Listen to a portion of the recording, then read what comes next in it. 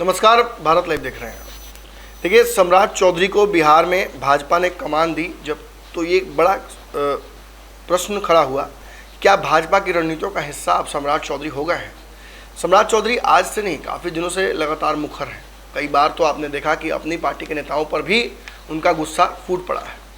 लेकिन आखिर ऐसी परिस्थितियाँ क्यों उत्पन्न हुई? भाजपा को बिहार में ओबीसी के एक बड़े नेता को सामने क्यों करना पड़ा, जबकि भाजपा जानती है अच्छे से कि उस वोट बैंक को साधने में वो कभी सफल नहीं रही है। कालांतर में भाजपा ने यादवों के वोट बैंक को अपने पाले में करने की कोशिश की।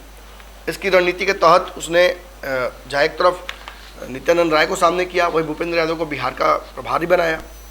आगे चल के नित्यानंद राय को केंद्रीय कैबिनेट में जगह भी मिली।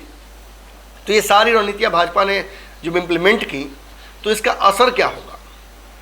दरअसल भाजपा उम्मीद ये लगाए बैठी है कि यादवों को तो अपने पाले में करने में सफल नहीं रही, लेकिन एक बड़ा वर्ग जो तथाकथित रूप से कहा जाता है कि ज़्यादा समझदार है, ज़्यादा पढ़ा लिखा है, उसे यदि भाजपा अपने पाले में करने में सफल रहे, ये बताकर कि दरअसल शोषित और शोषकों का परिभाषा जो है वो अब बदल चुका है, तो कहीं ना कहीं भाजपा उस वोट बैंक को अपने पाले में सफल करने में सफल होगी।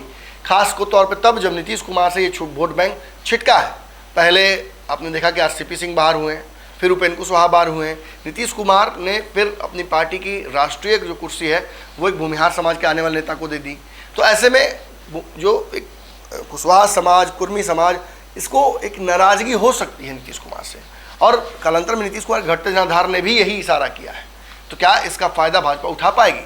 तो भाजपा ने अपनी तरफ से तैयारियाँ तो शुरू कर दी हैं, लेकिन अंततः ये सब कुछ फिर मैं वही कहूँगा कि चुनाव में समझ में आएगा। तब तक इन तैयारियों को और मजबूत करने की कोशिश भाजपा करती रहेगी। इसी कड़ी में भाजपा ने बिहार में जहाँ एक तरफ सम्राट चौधरी को बिहार भाजपा की कमान दी, वहीं आरसीपी सिंह को भाजपा ज्वाइन कराया। अब लवकुश की ये जोड़ी लगातार बिहार में घूम रही है। इसका शुरुआत उन्होंने दरभंगा से शुरू कर दिया है और 2024 की रणनीतियों को भाजपा ने लगभग जनता के बीच उतार दिया है। लेकिन इतना ही नहीं, उपेंद्र कुशवाहा और कई नेताओं के माध्यम से भाजपा इस रणनीति को और मजबूत करती रहेगी। लेकिन सम्राट चौधरी जब अध्यक्ष बने तब सबसे बड़ी जो आवाज़ उठी वो ये उठी कि अब भाजपा को बिहार में एक सीएम कैंडिडेट मिल गया है। भाजपा बिहार में पगड़ीधारी, भगवाधारी नेता सम्राट चौधरी को अपना सीएम चेहरा बनाकर चलेगी और इससे ओबीसी का जो बड़ा वोट बैंक है वो भाजपा के साथ परमानेंट हो जाएगा। अब नीतीश का घटता जनाधार, एक बड़ा ओबीसी चेहरा सम्राट चौधरी सामने आना, उनका सीएम कैंडिडेट के तौर पर उन्हें रिप्रेजेंट करना, दूसरा योगी कहलाना, ये और भगवा धारण करना उनका लगातार, ये एहसास कराता है कि नीतीश कुमार की जो रणनीतियाँ हैं वो भाजपा के सामने काफ़ी छोटी पड़ रही हैं। या हो सकता है नीतीश का ध्यान अब राष्ट्रीय राजनीति की तरफ हो। लेकिन क्या भाजपा इस पूरे मंसूबे में सफल हो पाएगी?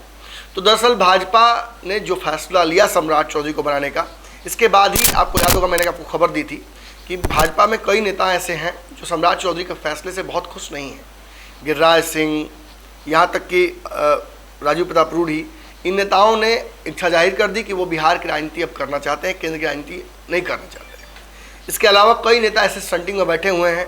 सुशील मोदी काफ़ी एक्टिव हो गए। कई ऐसे नेता जो अब तक बाहर खड़े थे वो इंतज़ार में थे कि उन्हें मौका मिलेगा, वो भी एक्टिव हो गए हैं। सभी को लगता है कि ये मौका है, भाजपा यदि ट्राई करे ठीक से और जो गठबंधन सही ढंग से हो तो एक बड़ा वोट बैंक उसके पाले में हो सकता है और चुनाव में 2024 में और 25 में एक बड़ी जीत हो सकती है। 25 की जीत के बाद सीएम का चेहरा सामने रखना होगा भाजपा को। अब इस पूरे मामले पर दरअसल सम्राट चौधरी का विवाद एक बार हो चुका है विजय सिन्हा से। सदन के अंदर आपको याद होगा विजय सिन्हा को सम्राट चौधरी ने कहा था कि बहुत व्याकुल नहीं होना है। तब विजय सिन्हा सभापति थे और इस दौरान इन दोनों का जो विवाद हुआ था वो काफ़ी बड़ा भी था। फिर याद होगा आपको कि किस तरीके से विजय सिन्हा लगातार अमित शाह से मुलाकात कर रहे थे। खबर ये भी आ रही थी कि नेता प्रतिपक्ष के तौर पर उनके जो फैसला लिया गया था उनको वहाँ स्थापित करने का, उसके बदले उन्हें बिहार का अध्यक्ष भी बनाया सकता है। कई खबरें सामने आ रही थी। लेकिन सम्राट चौधरी को जब फैसला लेकर भाजपा ने बनाया है अध्यक्ष, उसके बाद एक बड़ा सवाल ये खड़ा होता है कि सम्राट चौधरी 2018 में ही भाजपा में आए थे और बहुत जल्दी उन्हें बहुत कुछ मिल गया। तो ऐसी स्थिति में क्या एक बाहरी को भाजपा के कार्यकर्ता एक्सेप्ट कर पाएंगे? तो सम्राट चौधरी ने अपनी व्यापक एक्सेप्टेंस बना ली है। खासतौर पर कुशवाहा समाज, कुर्मी समाज, ओबीसी समाज जो भाजपा से छिटकता था वो अब कहीं ना कहीं सम्राट चौधरी के पीछे नज़र आ रहा है। लेकिन सवर्णों में नाराज़गी दिख रही है, खासतौर पे एक बड़ा वर्ग जो चुप बैठा हुआ है वो पर्दे के पीछे अपनी नाराज़गी कहीं कहीं व्यक्त कर रहा है। ऐसी खबरें प्राप्त हो रही हैं हमें लगातार। अब विजय सिन्हा ने एक बयान दे दिया है। विजय सिन्हा से जब पत्रकारों ने पूछा कि सीएम चेहरा कौन होगा तो उन्होंने साफ तौर पर एक बड़ी बात कह दी। उन्होंने कहा कि वो व्यक्ति जो आरएसएस के कैडर से आता हो, जो आरएसएस से जुड़ा हुआ रहा हो, जिसका बैकग्राउंड बड़ा रहा हो आरएसएस में, वही बिहार में भाजपा का सीएम का चेहरा होगा। इस चर्चा के बाद सबसे बड़ी जो बात खड़ा होती है, सबसे बड़ा विवाद जो खड़ा होता है वो ये है कि क्या सम्राट चौधरी पर ये सीधा निशाना है, क्योंकि सम्राट चौधरी आरएसएस के बैकग्राउंड से नहीं आते हैं। हालांकि विचारधारा उनकी आरएसएस से जुड़ी रही है, लेकिन वो विभिन्न पार्टियों से घूम कर आए हैं।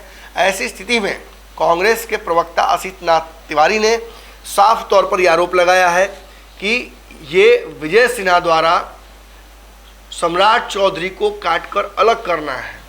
ये शीर्ष नेतृत्व द्वारा सम्राट चौधरी का केवल उपयोग करना और फिर चुनाव जीतने की स्थिति में किसी अन्य को मुख्यमंत्री बनाने जैसा है। निश्चित तौर पर विजय सिन्हा भी भूले नहीं हैं जिस तरीके से उनका अपमान किया था सम्राट चौधरी ने सदन में, और उसका बदला आने वाले वक्त में जरूर लेंगे। उनकी नज़दीकियाँ अमित शाह से सभी जानते हैं। ऐसे में चुनाव में सामने चेहरा करके और यदि सम्राट चौधरी को अंतिम समय में अलग कर दिया जाए तो कोई बहुत बड़ी बात नहीं होगी। फैसला क्या होगा ये तो काल के गर्भ में है, लेकिन इतना जरूर है कि विजय सिन्हा के इस बयान से सम्राट चौधरी का कद और खासतौर पर सीएम के कुर्सी पर दावा घटता है। वीडियो पसंद आई और वह बिहार के राजनीति और बिहारियत से सरोकार रखेनी तो सब्सक्राइब बटन दबा के चैनल के सब्सक्राइब कर ली। ओजे एगो घंटी बा, ओकरा बटन दबा देला से कुल सटीक और मारक खबर रुआ मुफ्त में मिल जाई। अगर रुआ पत्रकारिता के हमनी के नया प्रयोग में सहयोग कर चाहतानी तो ज्वाइन बटन दबा दी। पेटीएम नंबर नोट कर ली 9386816700। धन्यवाद।